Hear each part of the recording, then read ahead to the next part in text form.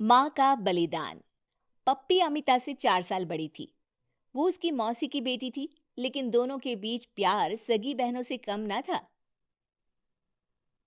क्या पप्पी दीदी, 10 साल हो गए आपकी शादी को, क्यों नहीं कोई बच्चा गोद ले रही हैं आप? अरे बस अमिता, भगवान से उम्मीद है कि गोद भर दे, लेकिन अब लगता है कि बच्चा गोद ही लेना होगा। पप्पी का पति आनंद बड़ा ही शातिर था और तेज दिमाग वाला आदमी भी। अब सुनो ना, आज अमिता भी बच्चा गोद लेने की सलाह दे रही थी। हाँ तो उसको बोलो ना, वही पैदा करके दे दे।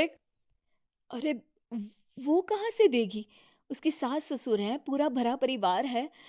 सबकी परमिशन के बाद वो किसी के लिए ही ऐसा कुछ कर सकती हैं। पर फिर भी मैं बात करती हूँ। पप्पी अगले दिन अमिता को कहती है, अमिता, तुम्हारे जीजाजी बोल रहे थे कि क्यों ना तुम ही हम लोगों को एक बच्चा पैदा करके दे दो। दीदी, मैं एक बार अपने सास ससुर से बात कर लूं, फिर बताती हूँ। अमिता घर आकर सारी बात अपनी सास से कहती है। अरे हाँ अमिता, लेकिन बच्चा पैदा करना आसान नहीं है। 2 बेटियां हैं तेरी, सोच ले, बेटा हो गया तो दे पाएगी क्या? अब हाँ हाँ, क्यों नहीं। मैंने तो अब बच्चे का सोचा भी नहीं था। लड़का भी हुआ तो मान लेंगे कि वो पप्पी दीदी के भाग्य में था। ऐसा नहीं होता बेटा। मैं तो ऐसी सलाह कतई नहीं दूंगा।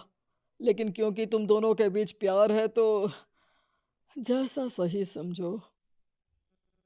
पिताजी, मुझसे अब पप्पी दीदी का दुख देखा नहीं जाता। वो बोलती तो किसी से नहीं है, लेकिन बच्ची की कमी उनकी आंखों में साफ झलकती है। सोच लो अमिता, बहुत बड़ा कदम होता है अपने बच्चे को किसी और के हाथों में रख देना। बड़ा जिगर चाहिए। नेहा तुम्हारी बड़ी बेटी अब बड़ी हो रही है, सब समझ रही है कि क्या हो रहा है और क्या नहीं। अमिता, हम सब तुम्हारे डिसीजन में तुम्हारे साथ हैं, लेकिन पप्पी को हम लोग ज्यादा जानते नहीं हैं।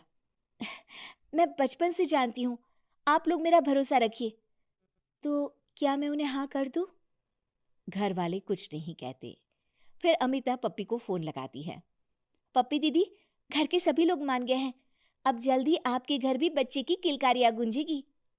पप्पी खुश हो जाती है और शाम को पति के घर आने पर उन्हें सारी बात बताती है। सुनिए, वो मान गई। अमिता मान गई। अब अब हमारे पास भी हमारा बच्चा होगा। मैं भी मां बनूंगी। अरे वाह, ये तो बहुत अच्छी खबर सुनाई है। बस कल ही वकील लेकर मैं उसके घर पहुंच जाऊंगा। क्यों? वकील क्यों? अरे हमारा बच्चा होगा तो सारी प्रॉपर्टी उसी की होगी। इसमें वकील की क्या बात? अरे पप्पी, तुम पागल हो क्या? कल को बेटा हुआ और अमिता मुकर गई तो? कैसी बात कर रहे हैं आप? वो मेरी बहन है। उसे मुझसे कोई लालच नहीं है। वो तो बस मुझे दुखी देखना नहीं चाहती थी, इसलिए। चुप रहो, ये आदमियों की बात है, तुम इसमें बीच में मत पड़ो। वैसे अभी कुछ महीने बीत जाने दो, फिर बात करते हैं। फिर वो दिन भी आ जाता है जब अमिता को पता चलता है कि वो माँ बनने वाली है। वो ये खुशखबरी पप्पी को देती है। सच अमिता, मैं शहर के सबसे अच्छे डॉक्टर के पास तुम्हें ले चलूंगी। अरे नहीं नहीं दीदी, वो सारा खर्चा और सब कुछ मैं देख लूंगी। अरे नहीं अमिता, तुम बस अपना ख्याल रखो। धीरे धीरे 5 महीने बीत जाते हैं और एक दिन पप्पी का पति अमिता के घर वकील लेकर पहुंच जाता है। अरे भाई साहब, कैसे आना हुआ? अरे कैसे क्या, बच्चा है ना हमारा, तो सोचा थोड़ी कागजी कार्यवाही हो जाए।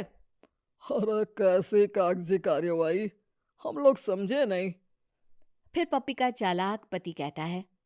अरे 2 बेटियां हैं अमिता की, कल को बेटा हो गया और आप लोग मुकर गए तो भाई पैसा तो हमारा लगना है ना। सुनो आनंद, जिस गेट से आए हो उल्टे पैर वहीं से वापस हो जाओ। पैसा हम लोगों के पास तुमसे कहीं ज्यादा है। वो तो तुम्हारी बीवी की जिद थी, वरना हम चाहे तो विदेश में भी अपनी बहू की डिलीवरी करवा दे। चल भाग यहां से। और हाँ, नहीं देना हमें कोई बच्चा किसी को, निकाल। पप्पी को जब सारी बात का पता चलता है, वो परेशान होकर अमिता के घर आती है। अमिता, मुझे माफ कर दो। तुम तो जानती हो इनको, हर काम को पक्का करके चलने की आदत है। और वैसे देखा जाए तो इसमें गलत भी क्या है? वकील तो एक फॉर्मेलिटी है। बच्चा तो तुम्हारा ही रहेगा, चाहे जहां भी रहे। और उसकी दो माँ होंगी, एक मैं और एक तुम। तुम जब चाहे अपने बेटे से मिलने आ जाना, जब चाहे ले जाना। अरे कभी तुम रखना, कभी मैं। बेचारी भोली भाली अमिता पप्पी की जाल में फंस जाती है और पेपर पर साइन कर देती है। दीदी, किसी को ये बात मत बताना कि मैंने पेपर साइन कर दिए हैं। बस, फिर क्या था? वो दिन भी आ जाता है जब अमिता एक प्यारे से बेटे को जन्म देती है। सोच ले बेटा अमिता, बेटा हुआ है। नहीं माँ जी, जो जिसके भाग्य का है उसी को जाए। अमिता बच्चा पप्पी को दे देती है, लेकिन जैसे ही बच्चा लेकर पप्पी घर आती है, वो पागल हो जाती है। हे भगवान, ये कितना सुंदर है! ईश्वर, आपका बहुत बहुत धन्यवाद। ये बच्चा मेरा है, मुझे तो यकीन ही नहीं हो रहा है। अरे कर लो यकीन, पेपर पक्के इसीलिए तो रखे थे मैंने, चाह कर भी वापस नहीं मांग सकती। तो जाएंगे मियाँ बीवी दोनों जेल। अब क्या था? अमिता बेचारी जब बच्चे की याद आती तो पप्पी के घर जाकर कभी उसे दूध पिलाती तो कभी उसे गले लगाती। लेकिन अब ये पप्पी को अच्छा नहीं लगता। अमिता, बुरा मत मानना, लेकिन रोज रोज मत आया करो ना। मेरे घर वालों को पसंद नहीं है। वैसे भी तुम रोज आओगी तो बच्चा तो तुम्हें भूलेगा ही नहीं ना। अरे तो आप ही ने कहा था ना कि हम दोनों मिलकर पालेंगे। अरे अमिता, समझा करो। बोलने में और करने में फर्क होता है। कोई फर्क नहीं दीदी। मैंने बोला और लड़का होने के बाद भी आपको दिया। अब आपको बुरा लग रहा है। पप्पी उस वक्त तो कुछ नहीं कहती है। लेकिन एक रोज वो लोग बच्चे को लेकर दूसरे शहर चले जाते हैं। अब अमिता बच्चे की एक झलक के लिए तरस जाती है। वो पप्पी को फोन कर कर कहती है कि उसे उसका बच्चा देखना है, लेकिन पप्पी उसे मना कर देती है।